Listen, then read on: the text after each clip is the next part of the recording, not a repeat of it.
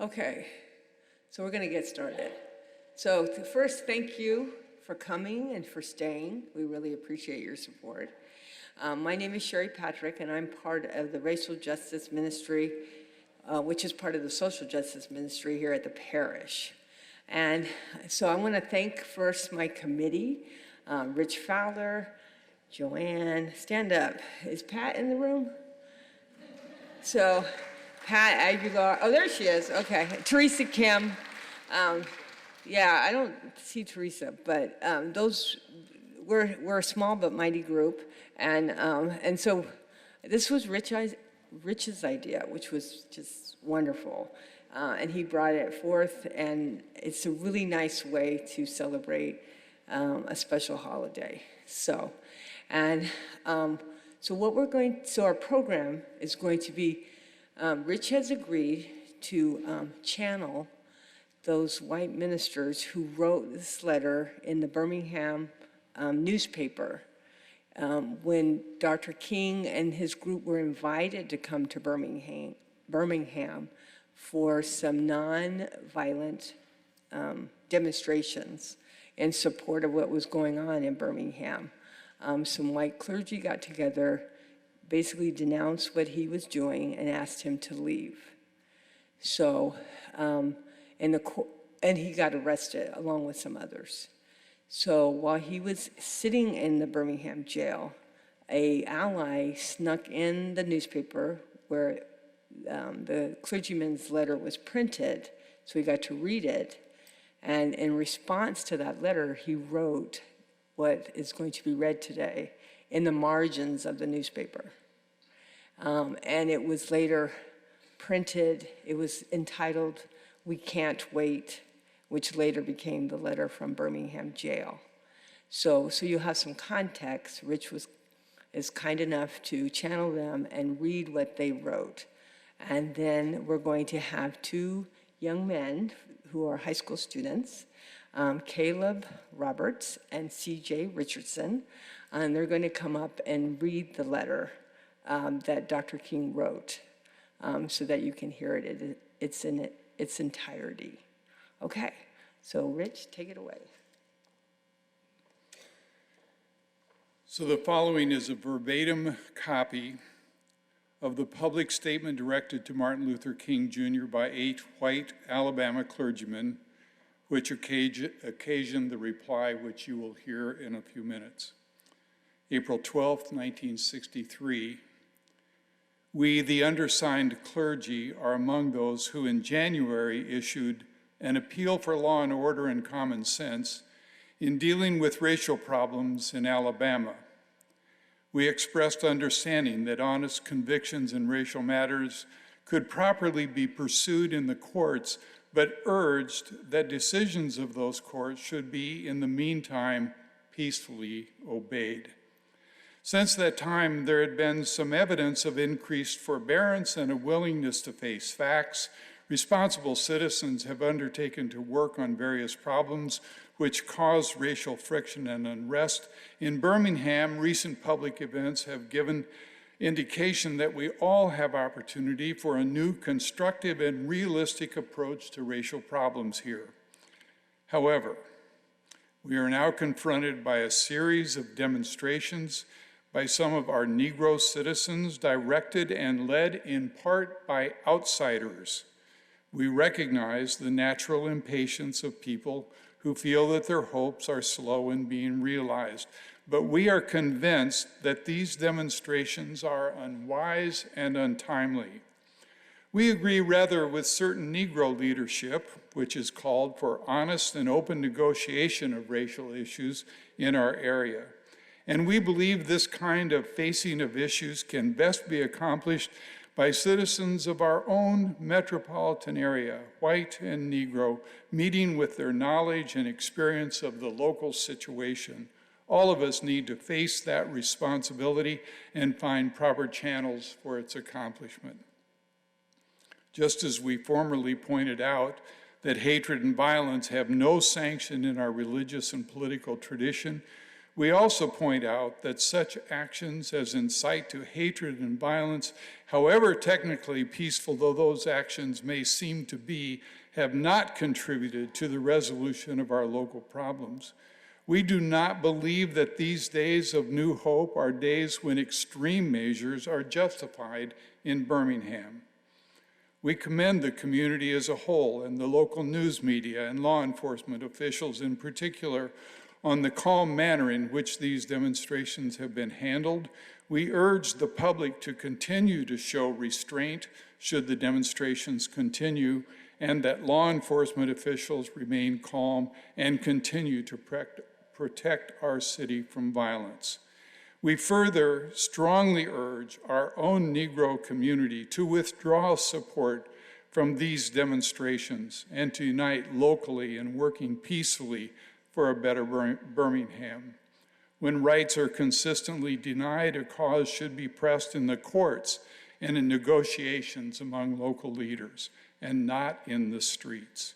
We appeal to both our white and Negro citizenry to observe the principles of law and order and common sense.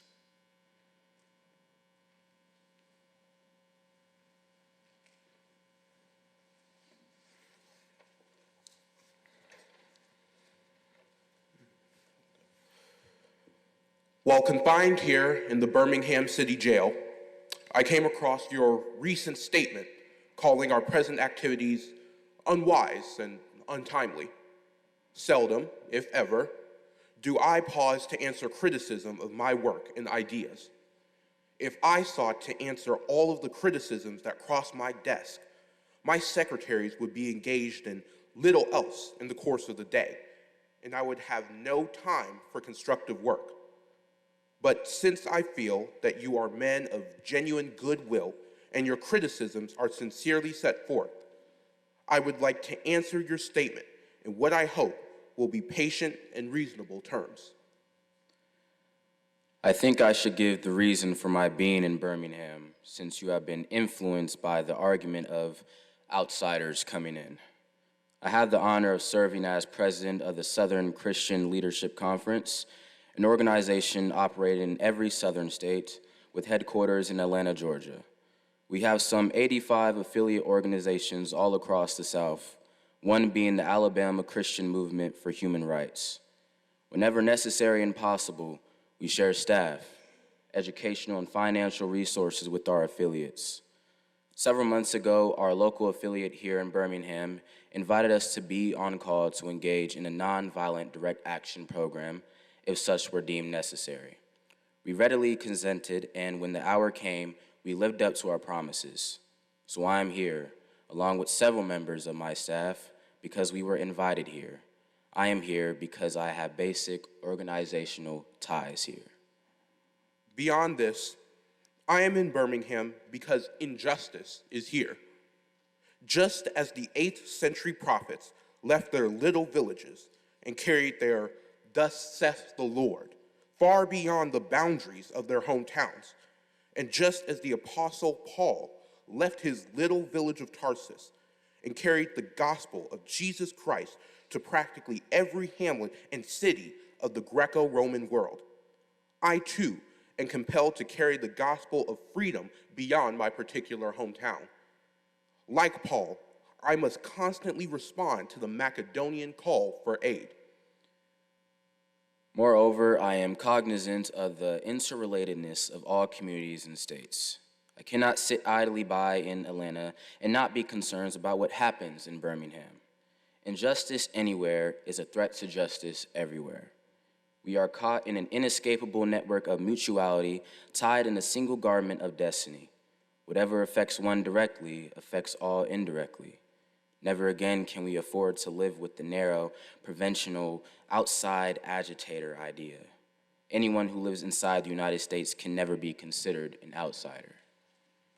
You deplore the demonstrations that are presently taking place in Birmingham, but I am sorry that your statement did not express a similar concern for the conditions that brought the demonstrations into being. I am sure that each of you would want to go beyond the superficial social analyst who looks merely at the effects and does not grapple with the underlying causes. I would not hesitate to say that it is unfortunate that so-called demonstrations are taking place in Birmingham at this time. But I would say, in more emphatic terms, that it is even more unfortunate that the white power structure of this city left the Negro community with no other alternative. In any nonviolent campaign, there are 4 basic steps: collection of the facts to determine whether injustices are alive, negotiation, self-purification, and direct action. We have gone through all of these steps in Birmingham. There can be no gainsaying of the fact that racial injustice engulfs this community. Birmingham is probably the most thoroughly segregated city in the United States. Its ugly record of police brutality is known in every section of this country. Its unjust treatment of Negroes in the courts is a notorious reality. There have been more unsolved bombings of Negro homes and churches in Birmingham than in any other city in the nation. These are the hard, brutal, and unbelievable facts. On the basis of them, Negro leaders sought to negotiate with the city fathers, but the political leaders consistently refused to engage in good faith negotiation. Then came the opportunity, last September, to talk with some of the leaders of the economic community. In these negotiating sessions, certain promises were made by the merchants, such as the promise to remove the humiliating racial signs from the stores. On the basis of these promises, Reverend Shuttlesworth and the leaders of the Alabama Christian Movement for Human Rights agreed to call a moratorium on any type of demonstration. As the weeks and months unfolded, we realized that we were the victims of a broken promise. The signs remained. As in so many experiences of the past, we were confronted with blasted hopes, and the dark shadow of a deep disappointment settled upon us. So we had no alternative except that of preparing for direct action, whereby we would present our very bodies as a means of laying our case before the conscience of the local and national community. We are not unmindful of the difficulties involved, so we decided to go through a process of self-purification. We started having workshops on nonviolence and repeatedly asked ourselves the questions: are you able to accept blows without retaliating? And are you able to endure the ordeals of jail? We decided to set our direct action program around the Easter season, realizing that, with the exception of Christmas, this was the largest shopping period of the year. Knowing that a strong economic withdrawal program would be the byproduct of direct action, we felt that this was the best time to bring pressure on the merchants for the needed changes. Then it occurred to us that the March election was ahead, and so we speedily decided to postpone action until after Election Day. When we discovered that Mr. Connor was in the runoff, we decided again to postpone action so that the demonstration could not be used to cloud the issues. At this time, we agreed to begin our nonviolent witness the day after the runoff. This reveals that we did not move irresponsibly into direct action. We, too, wanted to see Mr. Connor defeated, so we went through postponement after postponement to aid in this community need. After this, we felt that direct action could be delayed no longer. You may well ask, why direct action? Why sit-ins, marches, and so forth? Isn't negotiation a better path?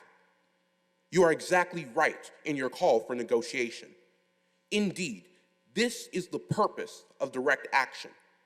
Nonviolent direct action seeks to create such a crisis and establish such creative tension that a community that has been consistently refused to negotiate is forced to confront the issue.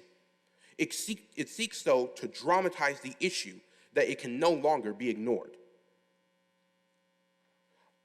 I just referred to the creation of tension as a part of the work of the nonviolent resistor. This may sound rather shocking, but I must confess that I am not afraid of the word tension. I have earnestly worked and preach against violent tension, but there is a type of constructive nonviolent tension that is necessary for growth. Just as Socrates felt that it was necessary to create a tension in the mind so that individuals could rise from the bondage of myths and half-truths to the unfeathered realm of creative analysis and objective appraisal, we must see the need of having nonviolent gadflies to create the kind of tension in society that will help men rise from the dark depths of prejudice and the racism to the majestic heights of understanding and brotherhood. So the purpose of direct action is to create a situation so crisis-packed that it will inevitably open the doors to negotiation. We therefore concur with you in your call for negotiation.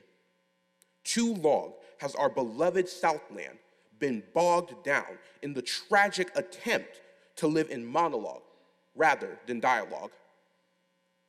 One of the basic points in your statement is that our acts are untimely. Some have asked, why didn't you give the new administration time to act?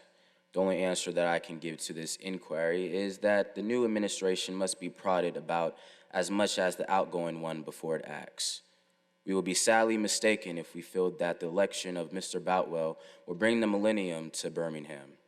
While Mr. Boutwell is much more articulate and gentle than Mr. Connor, they are both segregationists, dedicated to the task of maintaining the status quo. The hope I see in Mr. Boutwell is that he will be reasonable enough to see the futility of massive resistance to desegregation. But he will not see this without pressure from the devotees of civil rights. My friends, I must say to you that we have not made a single gain in civil rights without determined legal and nonviolent pressure. History is the long and tragic story of the fact that privileged groups seldom give up their privileges voluntarily. Individuals may see the moral light and voluntarily give up their unjust posture, but as Reinhold Niebuhr has reminded us, groups are more immoral than individuals. We know through painful experience that freedom is never voluntarily given by the oppressor. It must be demanded by the oppressed. Frankly, I have never yet engaged in a direct action movement that was well-timed. According to the timetable of those who have not suffered unduly from the disease of segregation. For years now, I have heard the word, wait. It rings in the ear of every Negro with a piercing familiarity. This wait has almost always meant never. It has been a tranquilizing thalidomide, relieving the emotional stress for a moment, only to give birth to an ill-formed infant of frustration. We must come to see that with the distinguished jurist of yesterday, that justice too long delayed is justice denied. We have waited for more than 340 years for our God-given and constitutional rights. The nations of Asia and Africa are moving with jet-like speed towards the goal of political independence, and we still creep at horse and buggy pace towards the gaining of a cup of coffee at a lunch counter.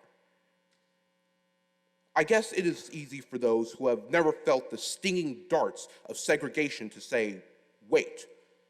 But when you have seen vicious mobs lynch your mothers and fathers at will and drown your sisters and brothers at whim, when you have seen hate-filled policemen curse, kick, brutalize, and even kill your black brothers and sisters with impunity, when you see the vast majority of your 20 million Negro brothers smothering in an airtight cage of poverty in the midst of an affluent society, when you suddenly find your tongue twisted and your speech stammering as you seek to explain to your 6-year-old daughter why she cannot go to the public amusement park that has just been advertised on television, and see the tears welling up in her little eyes when she is told that Funtown is closed to colored children, and see the depressing clouds of inferiority begin to form in her little mental sky, and see her begin to distort her personality by unconsciously developing a bitterness towards white people. When you have to concoct an answer to a 5-year-old son asking in agonizing pathos, "Daddy, why do white people treat colored people so mean?" When you take a cross-country drive and find it necessary to sleep night after night in the uncomfortable corners of your automobile because no motel will accept you. When you are humiliated day in and day out by nagging signs reading white and colored. When your first name becomes nigger and your middle name becomes boy, however old you are, and your last name becomes John. And when your wife and mother are never given the respected title, Mrs. When you are harried by day and haunted by night by the fact that you are a Negro, living constantly at tiptoe stance, never knowing what to expect next, and plagued with inner fears and outer resentments, when you are forever fighting a degenerating sense of nobodiness, then you will understand why we find it difficult to wait. There comes a time when the cup of endurance runs over and men are no longer willing to be plunged into an abyss of injustice where they experience the bleakness of corroding despair. I hope, sirs, that you can understand our legitimate and unavoidable impatience. You express a great deal of anxiety over our willingness to break laws. This is certainly a legitimate concern. Since we so diligently urge people to obey the Supreme Court's decision of 1954 outlawing segregation in the public schools, it is rather strange and paradoxical to find us constantly breaking laws. One may well ask, how can you advocate breaking some laws and obeying others? The answer is found in the fact that there are two types of laws. There are just laws and there are unjust laws. I would agree with St. Augustine that an unjust law is no law at all. Now, what is the difference between the two? How does one determine when a law is just or unjust? A just law is a man-made code that squares with the moral law, or the law of God. An unjust law is a code that is out of harmony with the moral law. To put it in the terms of St. Thomas Aquinas, an unjust law is a human law that is not rooted in eternal and natural law. Any law that uplifts human personality is just, and any law that degrades human personality is unjust. All segregation statutes are unjust because segregation distorts the soul and damages the personality. It gives the segregator a false sense of superiority and the segregated a false sense of inferiority. To use the words of Martin Buber, the great Jewish philosopher, segregation substitutes in I-it relationship for the I-thou relationship and ends up relegating persons to the status of things. So segregation is not only politically, economically, and sociologically unsound, but it is morally wrong and sinful. Paul Tillich has said that sin is separation. Isn't segregation an existential expression of man's tragic separation, an expression of his awful estrangement, his terrible sinfulness? So I can urge my men to obey the 1954 decision of the Supreme Court because it is morally right. And I can urge them to disobey segregation ordinances because they are morally wrong. Let us turn to a more concrete example of just and unjust laws. An unjust law is a code that a majority inflicts on a minority that is not binding on itself. This is difference made legal. On the other hand, a just law is a code that a majority compels a minority to follow, and that is willing to follow itself. This is sameness made legal. Let me give another explanation. An unjust law is a code inflicted upon a minority, which that minority had no part in enacting or creating, because it did not have the unhampered right to vote. Who can say that the legislature of Alabama, which set up the segregation laws, was democratically elected? Throughout the state of Alabama, All types of conniving methods are used to prevent Negroes from becoming registered to vote.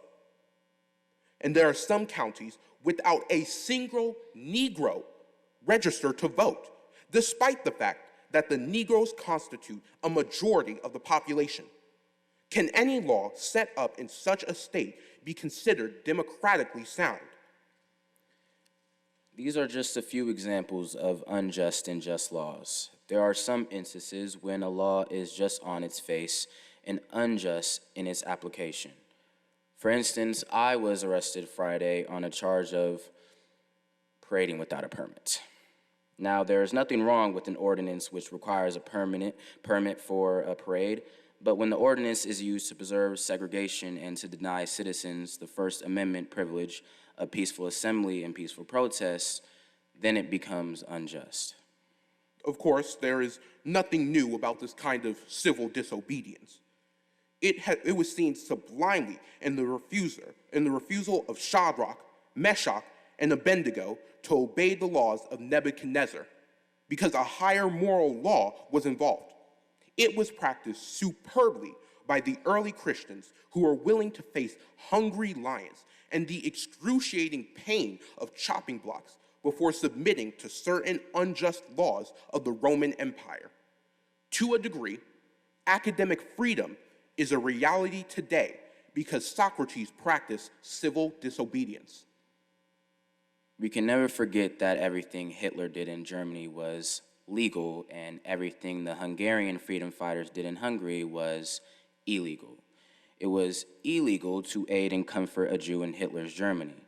But I'm sure if I had lived in Germany during that time, I would have aided and comforted my Jewish brothers even though it was illegal. If I lived in a communist country today where certain principles dear to the Christian faith are suppressed, I believe I would openly advocate disobeying these anti-religious laws. I must make two honest confessions with you, to my Christian and Jewish brothers.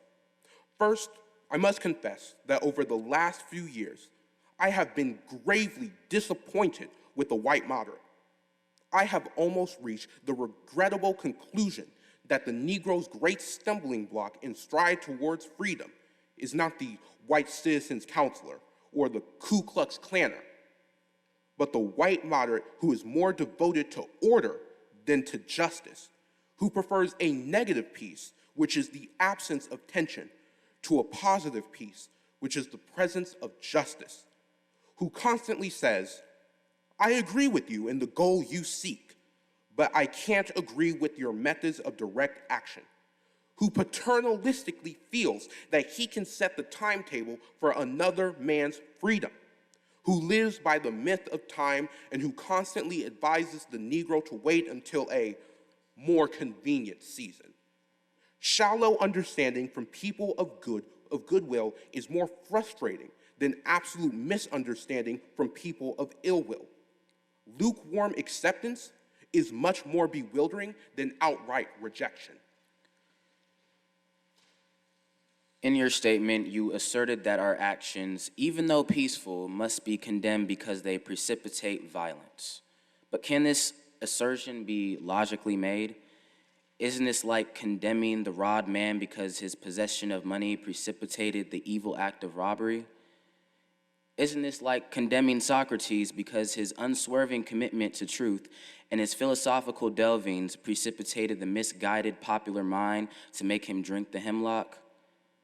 Isn't this like condemning Jesus because his unique God consciousness and never-ceasing devotion to his will precipitated the evil act of crucifixion? We must come to see, as federal courts have consistently affirmed, that it is immoral to urge an individual to withdraw his efforts to gain his basic constitutional rights because the quest precipitates violence. Society must protect the robbed and punish the robber. I had also hoped that the white moderate would reject the myth of time. I received a letter this morning from a white brother in Texas which said, all Christians know that the colored people will receive equal rights eventually. But is it possible that you are in too great of a religious hurry? It has taken Christianity almost 2,000 years to accomplish what it has. The teachings of Christ take time to come to earth. All that is said here grows out of a tragic misconception of time. It is the strangely irrational notion that there is something in the very flow of time that will inevitably cure all ills. Actually, time is neutral. It can be used either destructively or constructively. I am coming to feel that the people of ill will have used time much more effectively than the people of goodwill. We will have to repent in this generation, not merely for the vitriolic words and actions of the bad people, but for the appalling silence of the good people. We must come to see that human progress never rolls in on wheels of inevitability. It comes through the tireless efforts and persistent work of men willing to be co-workers with God.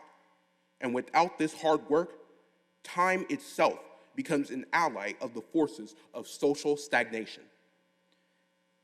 You spoke of our activity in Birmingham as extreme. At first, I was rather disappointed that fellow clergymen would see my nonviolent efforts as those of an extremist. I started thinking about the fact that I stand in the middle of two opposing forces in the Negro community. One is a force of complacency made up of Negroes who, as a result of long years of oppression, have been so completely drained to self-respect and a sense of somebodyness that they have adjusted to segregation, and on the other hand, of a few Negroes in the middle class who, because of a degree of academic and economic security, and because at points they profit by segregation, have unconsciously become insensitive to the problems of the masses. The other force is one of the bitterness and hatred and comes perilously close to advocating violence. It is expressed in the various Black nationalist groups that are springing up over the nation, the largest and best known as Elijah Muhammad's Muslim movement. This movement is nourished by the contemporary frustration over the continued existence of racial discrimination.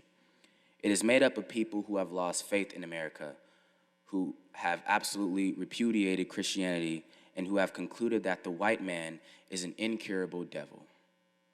I have tried to stand between these two forces, saying that we need not to follow the do-nothingism of the complacent or the hatred and despair of the Black nationalists. There is a more excellent way of love and nonviolent protest. I'm grateful to God that, though the Negro Church, the dimension of nonviolence entered our struggle. If this philosophy had not emerged, I'm convinced by now that many streets of the South would be flowing with floods of blood.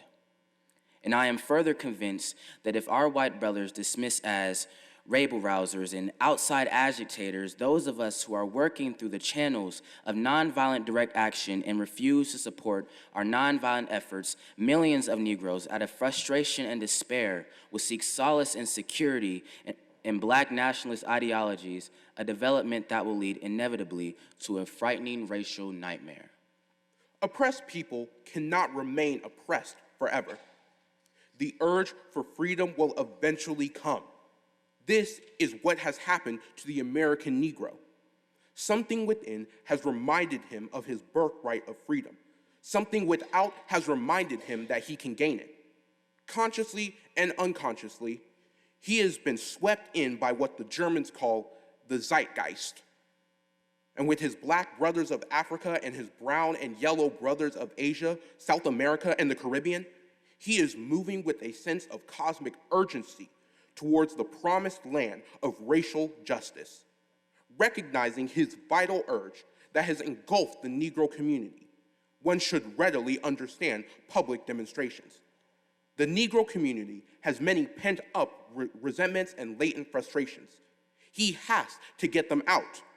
So let him march sometime. Let him have his prayer pilgrimages to the city hall. Understand why he must have sit-ins and freedom rides. If his repressed emotions do not come out in these nonviolent ways, they will come out in ominous expressions of violence. This is not a threat.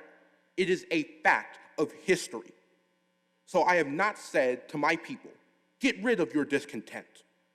But I have tried to say that this normal and healthy discontent can be channeled through the creative outlet of nonviolent direct action. Now, this approach is being dismissed as extremist. I must admit that I was initially disappointed in being so categorized. But as I continued to think about the matter, I gradually gained a bit of satisfaction from being considered an extremist. Was not Jesus an extremist in love? Love your enemies, bless them that curse you, pray for them that despitefully use you. Was not Amos an extremist for justice? Let justice roll down like waters and righteousness like a mighty stream.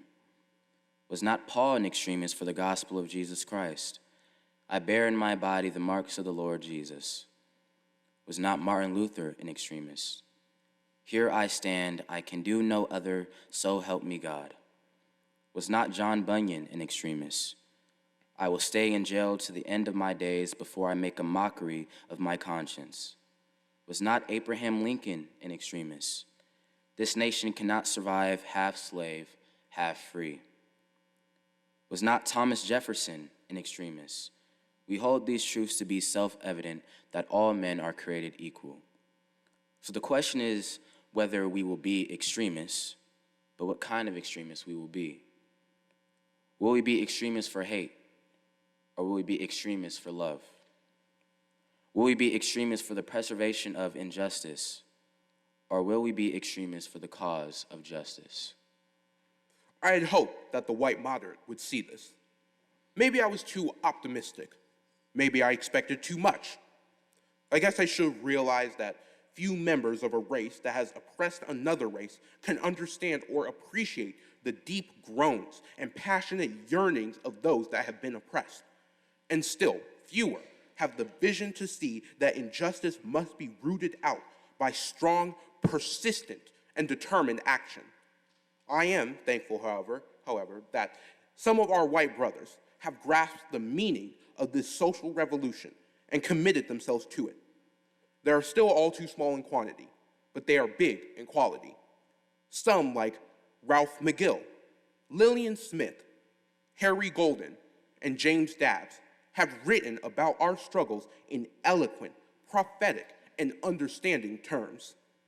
Others have marched down with us down nameless streets of the South. They have sat in with us at lunch counters and rode in with us on the freedom rides. They have languished in filthy, roach-infested jails, suffering the abuse and brutality of angry policemen who see them as dirty nigger lovers. They, unlike many of their moderate brothers, have recognized the urgency of the movement and sensed the need for powerful action antidotes to combat the disease of segregation. Let me rush on to mention my other disappointment. I have been disappointed with the white church and its leadership. Of course, there are some notable exceptions. I'm not unmindful of the fact that each of you have taken some significant stands on this issue. I commend you, Reverend Stallings, for your Christian stand this past Sunday in welcoming Negroes to your Baptist church worship service on a non-segregated basis. I commend the Catholic leaders of this state for integrating Spring Hill College several years ago. But despite these notable exceptions, I must honestly reiterate that I have been disappointed with the church. I do not say that as one of those negative critics who can always find something wrong with the church. I say it as a minister of the gospel who loves the church, who is nurtured in its bosom, who has been sustained by its spiritual blessings, and who will remain true to it as long as the cord of life shall lengthen. I had the strange feeling when I suddenly catapulted into the leadership of the bus protests in Montgomery several years ago that we would have the support of the white church. I felt that the white ministers, priests, and rabbis of the South would be some of our strongest allies. Instead, some few have been outright opponents, refusing to understand the freedom movement and misrepresenting its leaders. All too many others have been more cautious than courageous and have remained silent behind the anesthetizing security of stained glass windows. In spite of my shattered dreams of the past, I came to Birmingham with the hope that the white religious leadership of this community would see the justice of our cause and with deep moral concern serve as the channel through which our just grievances could get to the power structure. I had hoped that each of you would understand. But again, I have been disappointed. I have heard numerous religious leaders of the South call upon their worshipers to comply with the desegregation decision because it is the law. But I have longed to hear white ministers say, follow this decree because integration is morally right and the Negro is your brother. In the midst of blatant injustices inflicted upon the Negro, I have watched white churches stand on the sidelines and merely mouth pious irrelevancies and sanctimonious trivialities. In the midst of a mighty struggle to rid our nation of racial and economic injustice, I have heard so many ministers say, those are social issues which the gospel has nothing to do with. And I have watched so many churches commit themselves to a completely otherworldly religion which made a strange distinction between bodies and soul, the sacred and the secular. There was a time when the church was very powerful.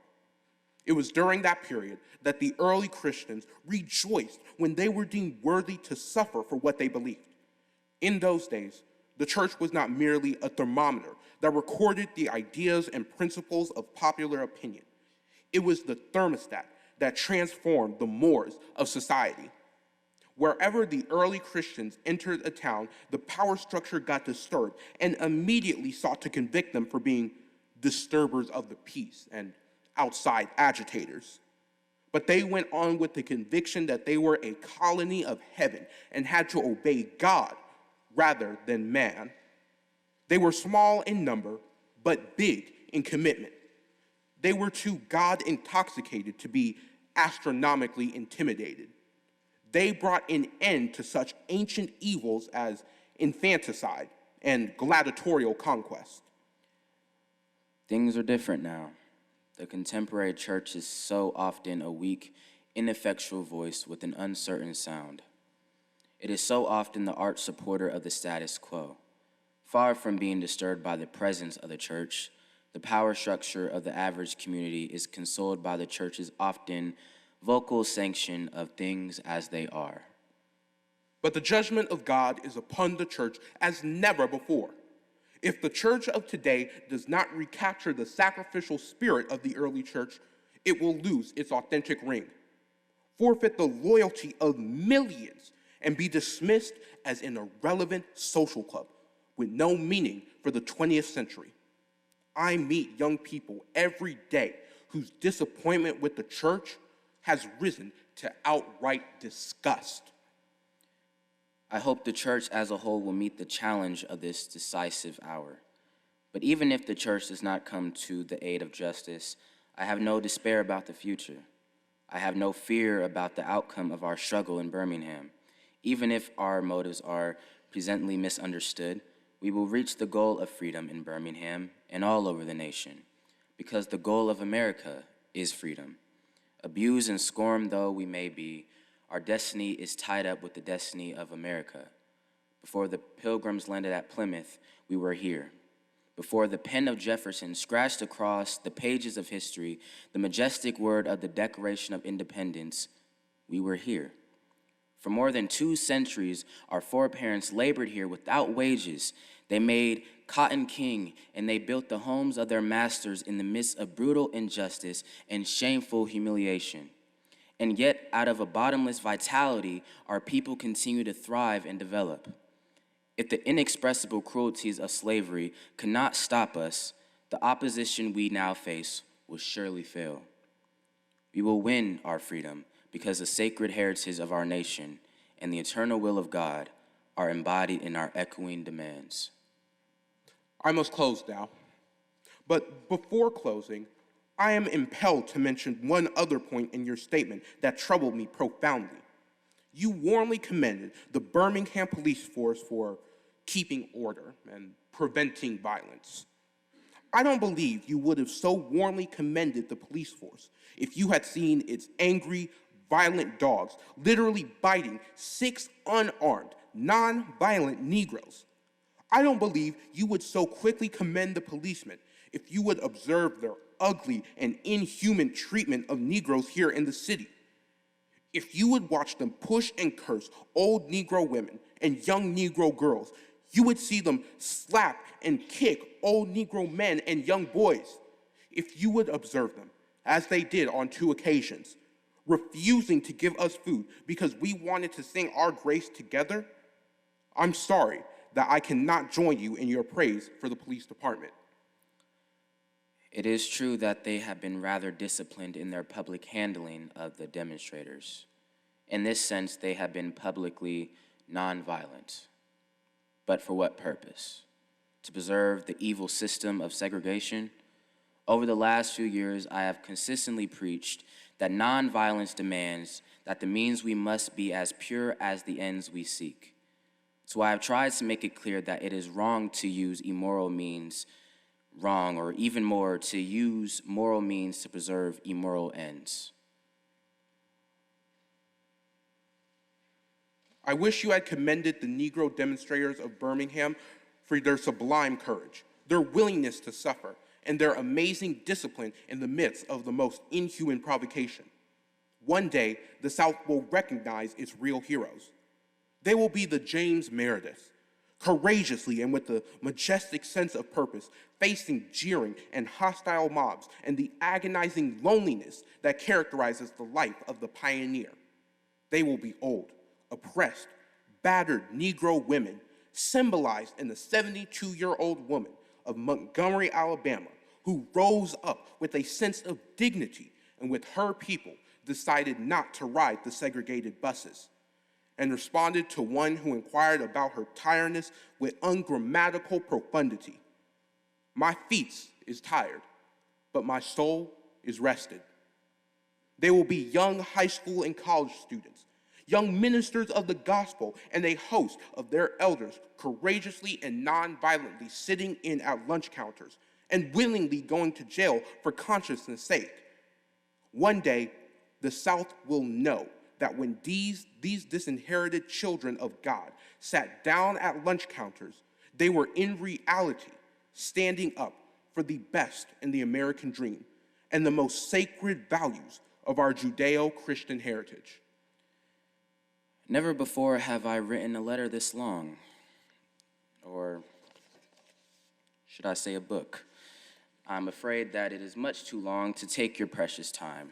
I can assure you that it would have much been shorter if I had been writing from a comfortable desk, but what else is there to do when you are alone for days in the dull monotony of a narrow jail cell other than write long letters, think strange thoughts, and pray long prayers?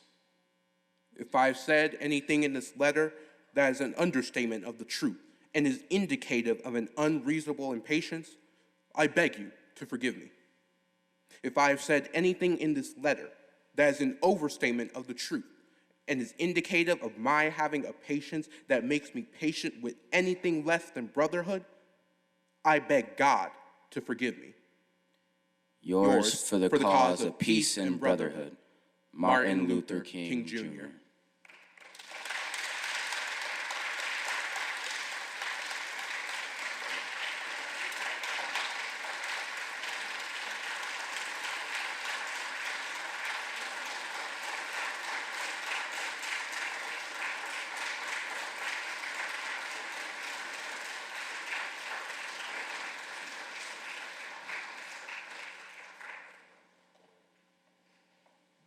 Oh, okay. Caleb, CJ, come back. You moved too fast.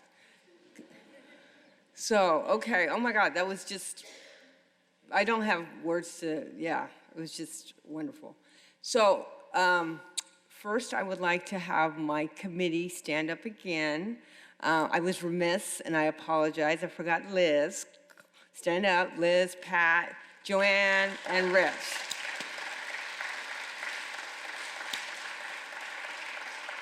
So, and I just want to again, boys, stand up, just the amazing job these 2 young men did. It was phenomenal. Yes, it was phenomenal. Oh,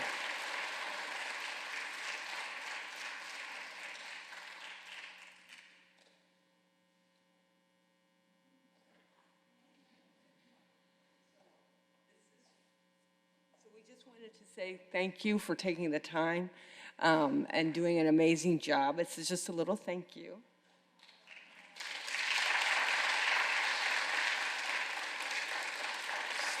So, there you go. So we just want to take a moment to just have some silent reflection. Those were really powerful words that we just heard. And they hold up even today, somewhat sadly. So we're just going to take about, just 5 minutes of just some silent reflection, and then we're going to make our way to the Memorial Center.